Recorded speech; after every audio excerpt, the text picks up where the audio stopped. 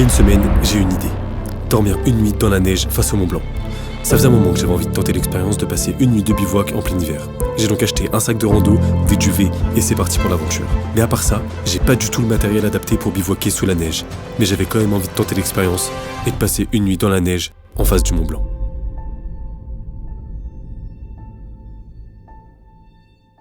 Bon les gars, avant de commencer la vidéo, il faut que je vous donne quand même quelques petites précisions. Parce que du coup, c'était notre premier bivouac et tout ne s'est pas passé forcément comme prévu. Déjà, pour vous mettre un petit peu en contexte, on n'a jamais fait de bivouac, c'est vraiment notre première nuit en extérieur, à part une fois ou deux au camping. Mais on n'a vraiment jamais fait de bivouac et encore moins en hiver. Faut savoir que quand tu fais du bivouac en hiver, la difficulté principale du coup c'est vraiment de gérer le froid forcément et c'est d'avoir du matériel adapté. Ça c'est hyper important, tu t'en doutes, chose qu'on n'avait vraiment pas du tout. Tu vas le voir dans la vidéo, mais la seule chose qu'on avait à peu près de potable c'était les duvets. Le mien il descendait en limite confort à -5 et celui de madame il descendait à 0 degré. Le truc qu'on avait de bien aussi c'était un sac de rando, on avait un 50 litres donc on pouvait mettre quand même pas mal d'affaires, pas mal de petites choses. On avait une popote, un réchaud et c'est tout. Et ici une lampe frontale. Pour te contextualiser un peu à quel point on est parti vraiment avec un sac à dos, 2-3 affaires et rien d'autre, on a eu l'idée à peu près le lundi, on a regardé un petit peu, on a tout validé le mercredi, le jeudi on a repéré un petit peu les lieux, on a appelé 2-3 refuges pour avoir des spots sympas et on est parti le vendredi matin. Ok les gars, il est actuellement 11h50, on est sur la route depuis 7h du matin, il nous reste un peu moins d'une heure pour arriver à Passy où on va passer 2 nuits de bivouac en face du Mont Blanc. Franchement les gars, on part totalement à l'improviste. On a une tente Décathlon qui se jette en 2 secondes. Le truc hyper lourd, franchement pas pratique. On n'y connaît rien en bivouac. On va dormir 2 jours sous des températures négatives. On est vraiment parti sur un coup de tête. Et on rentre dimanche, sachant que du coup le soir on refait de la route pour aller au réveillon du Nouvel An. Donc ça va être vraiment sport, c'est 2 jours totalement improvisés. On n'y connaît vraiment que dalle en bivouac, on a du matériel qui est pas ouf. On sait pas si on va avoir froid, etc. Du coup, on s'est dit qu'on allait vlog tout ça. Donc voilà, là il nous reste 54 minutes de route et je vous retrouve dès qu'on est arrivé sur place à Passy et je vous emmène avec nous partout.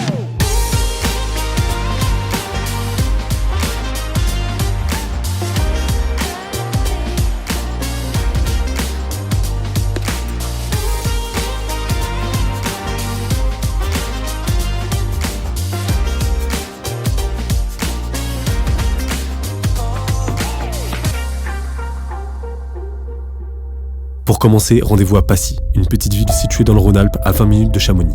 Une fois à Passy, on va se rendre à la station Plaine-Joux. Arrivé à la station, on va laisser la voiture car la route est devenue interdite d'accès en 2016 suite à de nombreux éboulements. On va devoir ensuite rejoindre le lac Vert et continuer de grimper jusqu'au chalet des Aillères à 1600 mètres d'altitude où on va passer notre première nuit dehors. Ok les gars, bien arrivé, on va s'équiper directement, je vais vous montrer un petit peu les affaires qu'on a pris, franchement vous allez voir ça va être très compliqué de tenir de nuit, mais ça va le faire et je vais vous montrer tout ça tout de suite. Alors du coup ça c'est mon sac, je vous montrerai tout après mais on n'a pas de matelas, qu'on va dormir sur un tapis de yoga avec un isolant qui est juste ici, là il y a mon sac de couchage et Sarah elle a en fait un sac tout simple, c'est un sac de sport, elle a son sac de couchage, vraiment ça va être la grande aventure. Bon niveau matos, moi j'ai un bon sac de randonnée, il fait 50 litres, je me peux mettre un petit peu de matos même s'il est un peu lourd, on est à 14 kg, ce qui est énorme pour une première nuit de bivouac. Et madame, elle a juste un sac de sport que tu tiens en fait à la main. Le meilleur pour la fin, la tente les gars. C'est une tente Décathlon que tu jettes comme ça en l'air qui se déplie en 2 secondes. Les gens nous regardent, ils nous prennent un peu pour des fous, ils nous disent « Ah, vous allez vraiment dormir dehors et tout ». Et au moment où on arrive, qu'est-ce qu'on voit? Une avalanche les gars.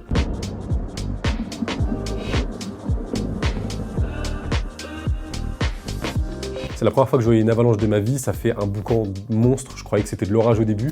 Il y en a 2 de suite et comme par hasard après on croise quelqu'un qui nous dit que c'est un petit peu tendu. Ça commence bien là, on n'est même pas encore parti, on s'était trompé de route, on a croisé quelqu'un sur place qui nous a expliqué un petit peu le chemin.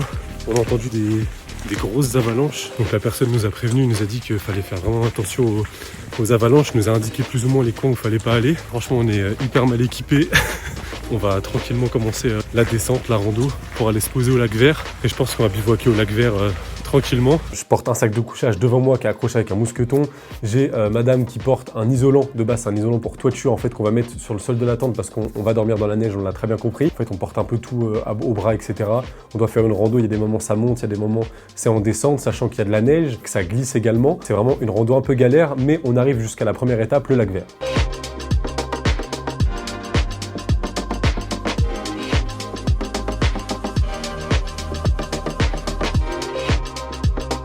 Arrivé au lac vert, on s'est dit qu'on allait bivouaquer sur place. Finalement, on l'a pas fait parce que le bivouac là-bas est interdit. Du coup, on retourne à notre objectif principal, le chalet des Hayères. Le chalet des Hayères, en fait, il faut remonter encore un petit peu. Le soleil commence à se coucher et on est en train de se demander si on va vraiment en fait avoir le temps d'installer la tente et tout ce qu'il nous faut avant la nuit. Ok, ça va faire là une bonne heure qu'on marche. Le soleil il commence à baisser un petit peu. Il commence à y avoir de moins en moins de monde un peu sur les chemins qu'on emprunte. Donc voilà, ça commence à être physique un peu, ça tape un peu dans le cardio. Là du coup on essaie de trouver un endroit avec une belle vue sur le Mont Blanc pour passer la nuit. Donc on va continuer comme ça.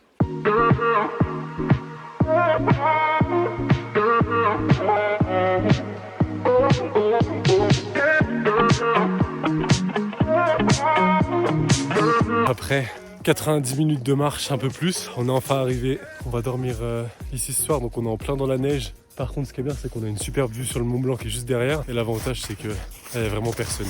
Bon, déjà au niveau du lieu, on est juste ici. On est à 1400 mètres d'altitude et on a une magnifique vue sur le Mont Blanc. Là, on est sur le moment montage de la tente. Ce qu'on a fait, c'est qu'en fait, on a mis une première couche de survie sous la tente. On a ensuite, du coup, posé la tente par-dessus. On a mis le fameux isolant pour toiture à l'intérieur de la tente, une seconde couverture de survie, des tapis de yoga et nos duvets. Donc là, c'est bon.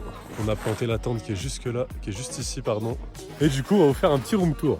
Alors, le room tour, eh ben, c'est archi simple. Hein. On a les 2 sacs de couchage. Au niveau isolation, désolé, là, je filme avec l'iPhone, donc la caméra, la qualité, elle est pas top. Mais du coup, en dessous, en fait, on a mis une couverture de survie. Étant donné qu'on était dans la neige tout à l'heure, je vous ai emmené chercher du bois avec moi pour faire des ancrages bien profonds dans le sol. Donc du coup, j'ai fait des ancrages, j'ai bien tassé la neige. Normalement, ça devrait pas poser de soucis. Comme je vous l'ai dit, on est vraiment en mode... on fait avec les moyens du bord. En dessous, en fait, on a mis un isolant. Donc ça fait une première couche d'isolation. Deuxième couverture de survie. Des fameux tapis de yoga qui vont plus servir à faire du bivouac qu'à faire du yoga. Et du coup, on a nos 2 sacs de couchage à l'intérieur avec les affaires là. On a aussi un point d'eau juste là-bas. Il est 17h21. Il fait 5 degrés. Ils n'ont pas annoncé de pluie. Il pleut. Donc franchement, là, on est vraiment seul au monde. Le refuge là, il est fermé. Donc on va bientôt faire à manger. On va bien manger. Là, c'est l'heure de se faire à manger. Du coup, la chance qu'on avait, c'est qu'il y avait un point d'eau en fait directement sur place. On a pu du coup prendre de l'eau, mettre le réchaud en marche et commencer à faire chauffer de l'eau pour manger tout simplement. On est dans la tente. Il est 18h11. Là, il y a la popote du coup avec de l'eau qui est en train de chauffer. Est-ce que t'as froid là? Franchement, non. Moi, je me caille un peu le cul, les mecs. Je vous cache pas. Il fait un peu frais. À 30 vrai là, j'ai un collant, un soutien à manche longue et une polaire. J'ai une paire de chaussettes normales et une paire de chaussettes un peu en laine. À la sortie, le jeune pyjama Mickey. Au menu de ce soir, riz, thon. Franchement, le repas de champion par excellence. Donc là, je pense que ce soir, on va bien dormir. J'espère, parce qu'ils annoncent des températures négatives. À toutes les refs. D'ailleurs, j'en profite, bah ouais, forcément on est sur YouTube, pense à t'abonner, à mettre un j'aime et à activer également la cloche des notifications. Et si tu veux, tu peux me suivre du coup sur les réseaux sociaux, Instagram, TikTok. Moi je suis photographe, je partage des petites photos un petit peu produits et je fais également de la création de contenu sur YouTube, sur les réseaux sociaux, un petit peu partout. Donc voilà, n'hésite pas à me suivre, à t'abonner, tout est en description. L'heure d'aller dormir, j'ai que Kra à côté de moi.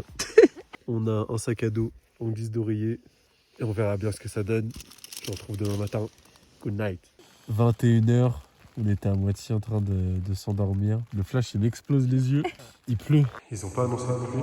Il pleut. On commence à avoir de la condensation dans la tente. La condensation, en fait, elle peut arriver si à l'intérieur de la tente, il fait trop chaud et que ça ventile mal avec l'extérieur. Comme il pleut également, on sait pas si c'est notre tente qui est pas étanche de base ou si juste, en fait, c'est un problème de ventilation. Du coup, là, j'ai envie d'ouvrir la porte de la tente.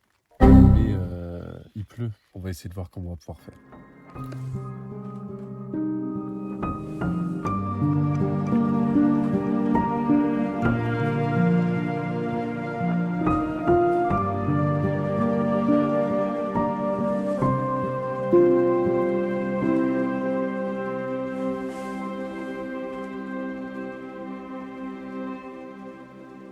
Du coup, au final, on a passé une nuit assez tranquille. On s'est réveillé quand même quelques fois parce qu'il y avait de l'eau dans la tente, dû, je pense, à de la condensation. On a quand même assez mal dormi parce que, du coup, on n'avait pas de matelas, forcément.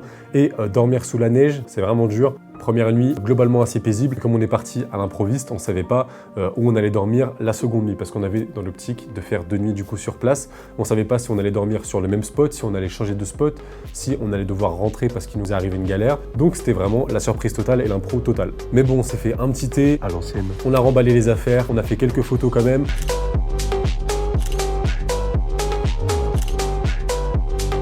Et on s'est barré.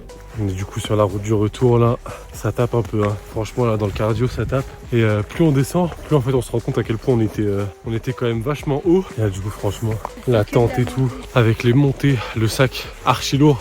C'est cardio, franchement là ça tape vraiment bien dans le cardio. J'ai pas pu filmer, je voulais filmer mais c'était trop le bordel. Juste au moment de repartir du camp, en fait c'était que de la neige et du verglas. Et vraiment debout en fait on faisait que de glisser. En plus moi j'ai la caméra dans le sac, donc j'ai chaud de tomber. Du coup on a glissé un peu, Sarah a glissé sur les fesses. Moi j'ai glissé un peu accroupi comme je pouvais. Il me reste à peu près je pense 10 minutes de marche. Et je vous reprends quand on arrive sur le parking. Bien arrivé du coup sur le parking.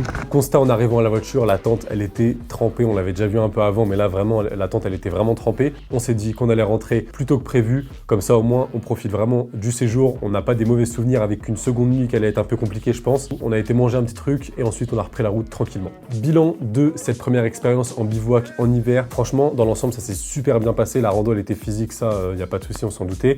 Le matériel il y avait des choses calées, il y avait des choses calées pas, après selon moi il n'y a qu'un seul moyen de savoir si ça va ou si ça va pas, c'est de tester directement sur place. Mais qu'en soit, tout ce qu'on avait pris niveau vêtements, etc., même si ça peut être amélioré forcément, ça faisait largement le job, ça nous a beaucoup plu. Je pense qu'on va retenter l'aventure prochainement. Dites-moi si cette vidéo vous a plu, dites-moi si vous voulez d'autres vidéos de ce type. Si vous avez également des conseils sur le bivouac ou des conseils de ce qu'on aurait pu améliorer dans la vidéo, eh ben, n'hésitez pas à me les dire en commentaire, c'est avec grand plaisir. Et voilà, n'hésitez pas encore une fois à vous abonner, à mettre un j'aime, à mettre un petit commentaire sur ce que vous avez pensé de cette vidéo et à me suivre sur les réseaux sociaux. En attendant, on se retrouve pour une prochaine vidéo. À plus.